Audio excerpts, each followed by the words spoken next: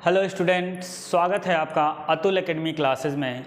मैं दुर्गेश दुबे आपको class 12th की फिजिक्स का हम लोग लेक्चर यहाँ पे अटेंड करेंगे। अतुल एकेडमी क्लासेस आपको प्रोवाइड करती है एक वीडियो ऑन योर एप्लीकेशन। अपने एप्लीकेशन पे ही अपना वीडियो प्रोवाइड करते हैं और यहाँ से आपको जो बच्चे कमज़ोर हैं, जिनको जो है अफोर्ड नहीं कर सकते हैं, बाहर की कोचिंगें, बड़ी बड़ी कोचिंगें नहीं अफोर्ड कर सकते हैं, उतना पैसा नहीं है उनके पास, उनके लिए हम लोग एक प्लेटफॉर्म ला रहे हैं ग्रामीण क्षेत्रों को लेकर के खासकर। और शहरी क्षेत्रों में भी आप इस ऐप को ख़रीद सकते हैं। इसका कुछ अमाउंट है, जल्दी ही आपको सारी चीज़ें आपके उस पर हो जाएंगी। इसका मेन पर्पस ये है कि जो गरीब बच्चे हैं जो पढ़ना चाहते हैं और वो न किसी उसमें नहीं पढ़ पाते हैं या फिर किसी उसमें दिक्कत हो रही है उनको, या कोचिंग में वो रेगुलरिटी नहीं मेंटेन कर पा रहे हैं, जैसे उनको मान लीजिए घर का भी कुछ काम करना रहता है और पढ़ना भी रहता है, तो क्या होता है कि कोचिंगें आपको हर 24 उनका एक शेड्यूल होता है, उसमें आप जाते हैं, कर सकते हैं। लेकिन ये ऐप आप जब भी खोलेंगे एक छोटे से अमाउंट में आप पूरे ईयर का यानी पूरे सारे चैप्टर्स के एक्सप्लेनेशन, टॉपिक्स, न्यूमेरिकल्स, डाउट्स, सारी चीज़ें आपको यहाँ पे एक्सप्लेन की जाती हैं। आपको एक प्लेटफॉर्म प्रोवाइड किया जा रहा है जिससे आप जो है एकेडमिक में अच्छा परफॉर्म कर सकें। एकेडमिक से अगर आपको कंपटीशन में भी जाना हो तो आपके बेसिक्स जो होते हैं वो अच्छे से तैयार रहें। तो चलिए शुरू करते हैं आज के इस चैप्टर्स में, और थोड़ा सा इंट्रोडक्शन के रूप में हम आपको दिखाते हैं कि एक्चुअल में है क्या चीज़। देखिए, हम मेनली फोकस कर रहे हैं क्लास 12th की फिजिक्स पे और हम देखते हैं क्या होता है। तो जो क्लास 12th की फिजिक्स है, क्लास 12th की जो फिजिक्स है, ठीक है, जो क्लास 12th की आपकी फिजिक्स है, 12th क्लास फिजिक्स, वो जनरली बेस किस पे की जाती है? वो ज़्यादातर आवेशों को लेकर के बात की गई है। आवेश इसका मुख्य किरदार है, जिसमें इस फिजिक्स के जो चैप्टर्स हैं उनमें सबसे ज़्यादा बात किसके की गई है? आवेशों के कारण। अब जैसे हम लोग पहला चैप्टर ही उठा लेते हैं। पहले चैप्टर में आपको बताया गया है वैद्युत, जैसे पहला चैप्टर आपका है वैद्युत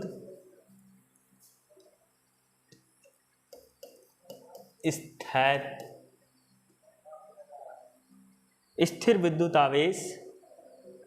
जैसे इसका नाम पहला चैप्टर जो आपका है स्थिर वैद्युत आवेश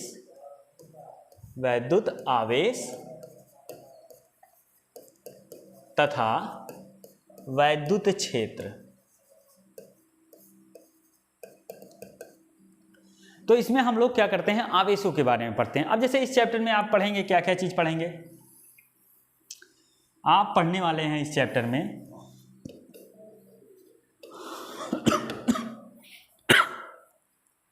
पहले तो आवेश के बारे में पढ़ेंगे, आवेश के गुण। पहले तो पढ़ेंगे आवेश के गुण। अब इसमें क्या क्या पढ़ेंगे? आवेश क्वांटीकरण क्यों होता है, आवेश संरक्षण के किस संरक्षण के नियम को फॉलो करता है, आवेश संरक्षण का नियम है। आप पढ़ेंगे एक फॉर्मूला, आप पढ़ेंगे एक आवेश को कैसे निकाला जाता है, जैसे Q = NE होता है, जहाँ पे Q को आवेश बोला जाता है, N है नंबर, E क्या है? आवेश का मान है। जैसे आवेश का मान होता है 1.6 × 10⁻⁻19, तो ये आवेश का मान है। तो यहाँ पे आप W करते हैं जितने इलेक्ट्रॉनों का आवेश निकाला जाता है। फिर हम क्या करते हैं, क्योंकि आवेश क्या होता है, आवेश की अगर आप परिभाषा देखेंगे तो जैसे कहते हैं ना कि आप आवेश में आकर के ये काम कर दिए। जैसे क्या होता है कि कुछ चीज़ें होती हैं जब आप जनरल करते हैं तो वो नहीं होती हैं, लेकिन आवेश में आकर के आप कोई चीज़ तोड़ देते हो और वो महंगी चीज़ हो, जैसे कोई ऐसी चीज़ होती है जिसके बारे में आपको बल की आवश्यकता ज़्यादा होती है, आप क्षणिक आवेश में आते हो और वो चीज़ कर डालते हो, ठीक है।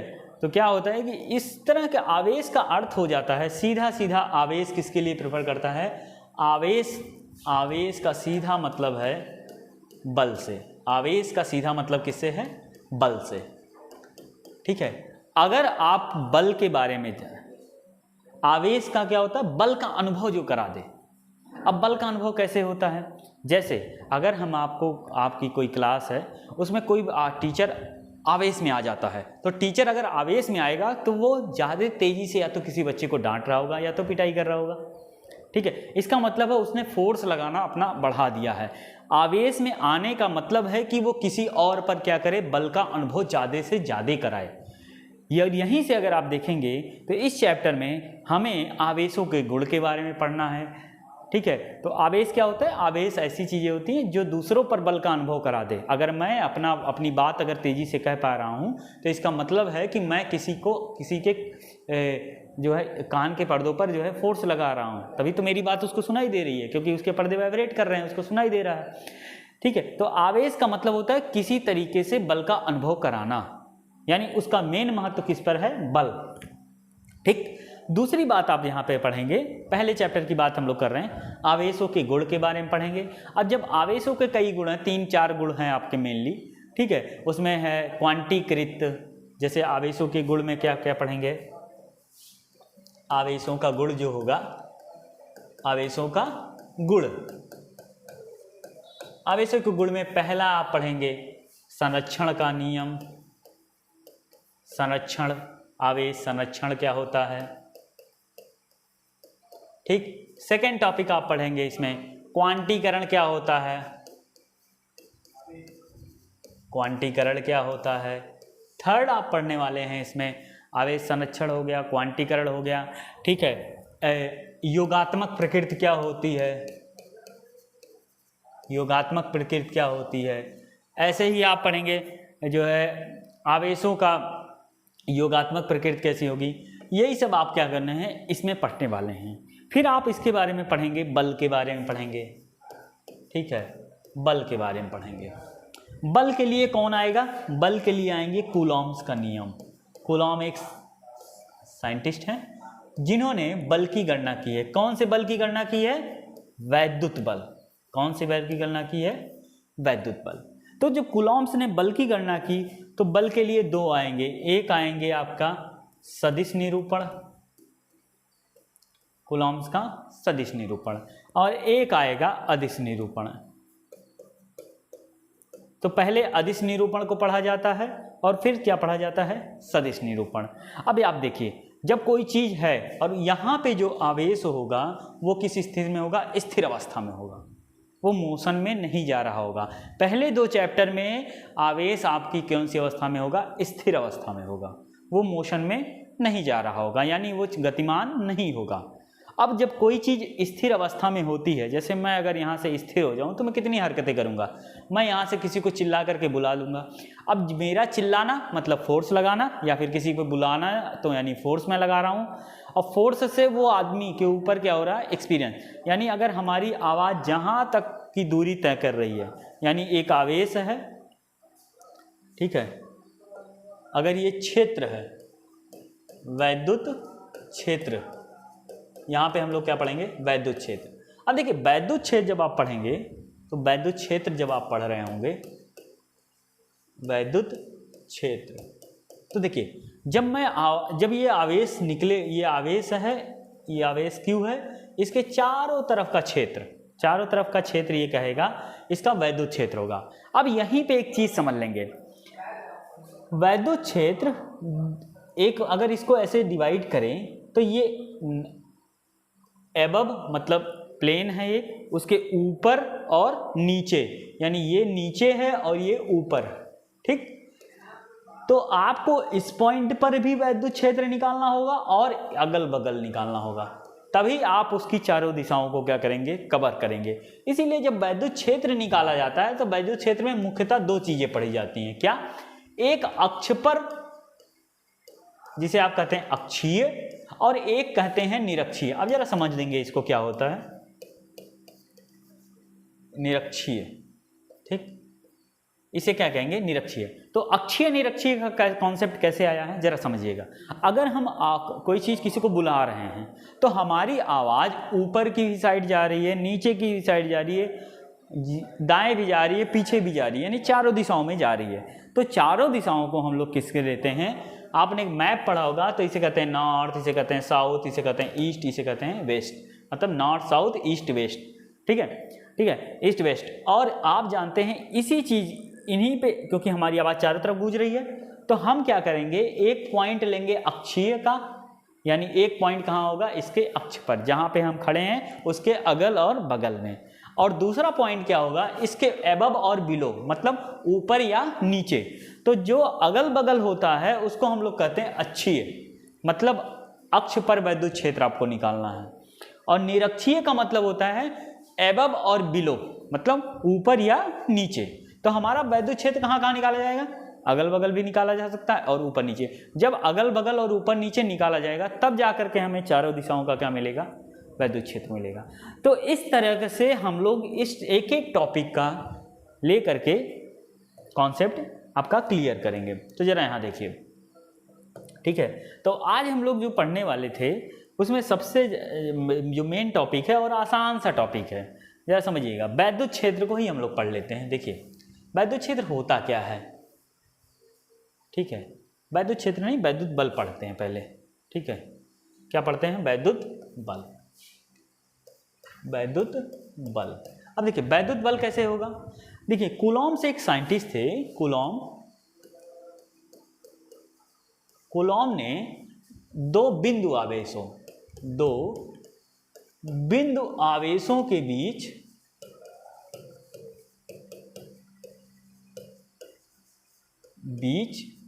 बल की गणना करने के लिए बल की गणना की थी। दो बिंदु आवेशों के बीच की गणना की, मतलब अगर कोई एक आवेश यहाँ पे Q है और एक आवेश यहाँ पे Q2 है, यहाँ Q1 है और यहाँ Q2, और उनके बीच की दूरी क्या है, R है। तो यहाँ पे कूलॉम्स ने कहा कि अगर आप इसका निकालते हैं फोर्स, तो इन दो आवेशों का क्या कर लीजिए, गुणा कर लीजिए, इन दो आवेशों का क्या कर लीजिए, गुणा कर लीजिए। और ये बल इनके क्या होगा, अनुक्रमानुपाती, और यहाँ से और इनके बीच की दूरी के वर्ग के क्या हो जाएगा, व्युत्क्रमानुपाती। मतलब अगर दो आवेश किसी दूरी r पर रखे गए हैं तो इनका जो बल होगा उनके आवेशों के गुणन के अनुक्रमानुपाती और उनके बीच की दूरी के वर्ग के व्युत्क्रमानुपाती। अब इन्हें अगर दोनों इक्वेशन को जोड़ा जाए तो ये इक्वेशन बनती है F अनुक्रमानुपाती Q1 Q2 by R square. क्योंकि अगर हम कहें, जैसे अनुक्रमानुपाती क्या शो करता है कि जैसे हम एक क्लास में टीचर हों और हम फिजिक्स पढ़ा रहे हैं, तो हम जो परिवर्तन आपके जीवन में करेंगे वो फिजिक्स को लेकर के करेंगे, ठीक, केमिस्ट्री और बायो को लेकर के तो करेंगे नहीं। तो केमिस्ट्री और बायो को लेकर के नहीं करेंगे, लेकिन ऐसा नहीं है कि खाली आपका फिजिक्स का ही विकास होगा, और भी चीज़ें तो विकसित करेंगी आपके जीवन में। तो उसको लेकर के हम लोग यहाँ पे एक कांस्टेंट यूज है, मानी जो अदर चीज़ें हैं जिनकी गणना हम नहीं कर रहे हैं उनको हम क्या मान लेते हैं, कांस्टेंट। ऐसे ही जब अनुक्रमानुपाती हटाया जाता है, यानी इस फोर्स का मेन गणना किसके किसके बीच हो रही है, Q1 Q2 और R के, और जो बाकी चीज़ें हैं वो कहाँ रखा गया है, किस अवस्था में रखा गया है, ठीक है, उन सब चीज़ों को क्या कर लेते हैं हम, कांस्टेंट। जैसे इन दो आवेशों को हम हवा में रखे हैं, इन दो आवेशों को हम क्या रखे हैं, मान लीजिए जल में रखे हैं, इन दो आवेशों को हम निर्वात में रखे हैं। तो उन सब चीज़ों की जो व्यवस्था होती है उनके लिए हम लोग क्या करते हैं, एक कांस्टेंट का उपयोग करते हैं। और जब कांस्टेंट का उपयोग करते हैं तो यहाँ पे जो कांस्टेंट होता है वो होता है 1/4 पाई एप्सिलॉन नॉट और Q1 और Q2 बाई R स्क्वायर। ये जो बल होगा इसी बल को हम लोग कहते हैं कूलॉम्स का बल, ठीक है। और इस नियम को हम लोग कहते हैं कूलॉम्स का नियम, ठीक है।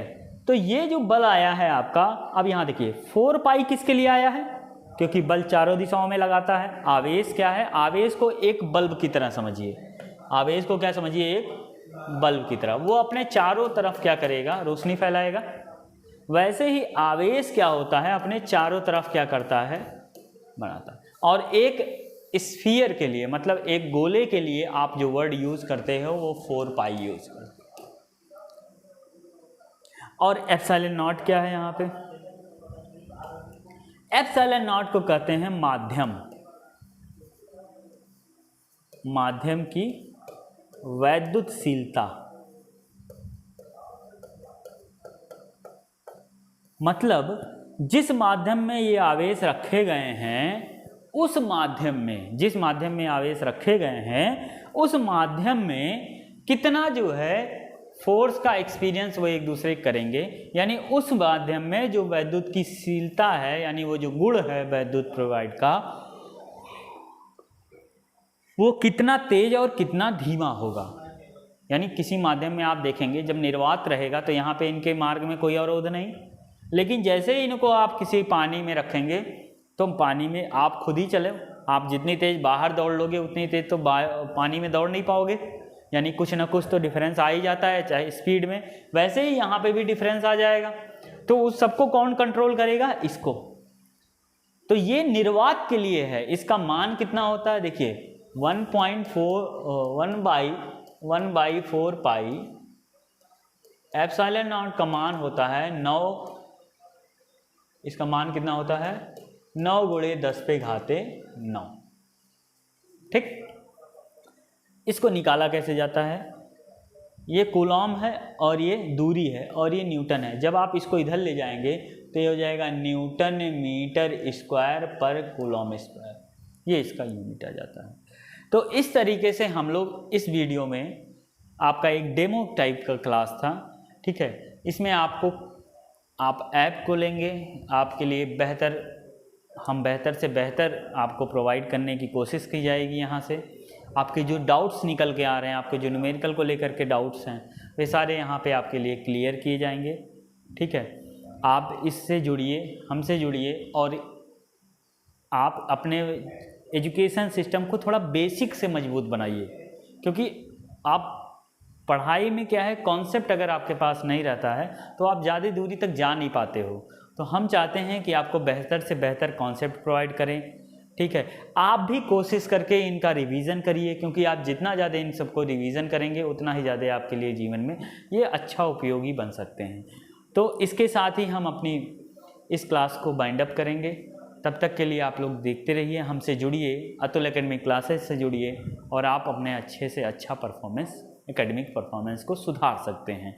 और आप कंपटीशन के लिए जो बेसिक इंपॉर्टेंट होती है, जो बेसिक की जानकारी आपको चाहिए होती है, वो हम यहाँ से बेहतर प्रोवाइड करेंगे आपके लिए। तो आप यहाँ पे जुड़िए, हमारे ऐप को ले लीजिए, उसका उपयोग कीजिए। जल्दी से जल्दी आप हमसे जुड़ेंगे उतना ही ज़्यादा आपके लिए कंफर्टेबल होगा। 1 साल तक आपके लिए जो भी प्रोवाइड, जो भी संभावनाएं आपके लिए, जो भी आपकी समस्याएं हैं सब्जेक्ट को लेकर के, वो उसे दूर किया जाएगा और आपके लिए एक बेहतर माहौल बनाया जाएगा, जिससे आपको कहीं अदर जाने की ज़रूरत नहीं पड़ेगी। इसके साथ ही हम अपनी इस क्लास को बाइंड अप करते हैं। इसको देखते रहिए, रिवीजन करते रहिए। धन्यवाद।